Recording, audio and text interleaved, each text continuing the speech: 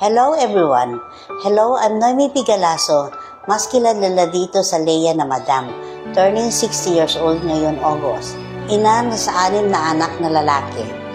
Nagsimula akong magtrabaho bilang company cook dito sa Leading Edge, June 3, 2009 hanggang 2017. Sa makatuwid ako ang pinakamatagal na empleyado ng Leia. Dahil sa Leia, naigapang ko ang pag-aaral ng mga anak ko, lalo na ang 2 kong anak kabilang sa first batch ng EMTS dito sa Leia. Ganap na silang aircraft mechanic, assigned sa Leia Score Clark ang isa kong anak na si Mark Lito at supervisor naman si Jong na assign naman dito sa La Union.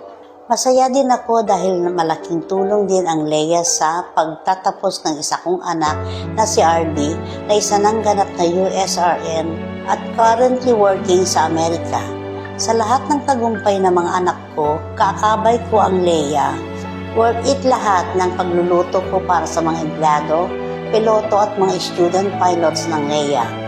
Dahil sa bawat thank you at appreciation ng lahat para sa mga pagkain na hinahanda ko, linuluto ko ay nagbibigay ng kasiyahan sa puso ko. Nakapagpatayo din ako ng business ko, ang family store, at ginagawa kong libangan at gagawing libangan once na nakapag-retire na ako.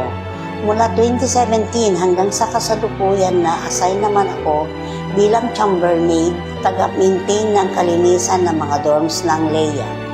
Hindi ko lubos akalain na tatagal ako ng 15 years at nagtatrabaho dito sa Leia.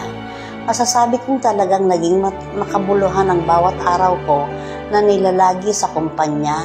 Halos lahat ng empleyado dito ay napamahal na sa akin. Itinuring ko na second home ang Leia.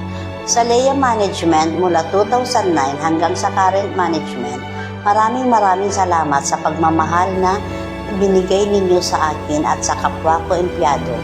Sana mas maging successful pa ang ating company na madami pa kayong matulungan at makapagbigay ng trabaho sa lahat. From the bottom of my heart, I'm really grateful for being one of the employee of Leia. Wishing Leia all the success. Leia will be forever in my heart. I love Leia. Maraming salamat po sa lahat.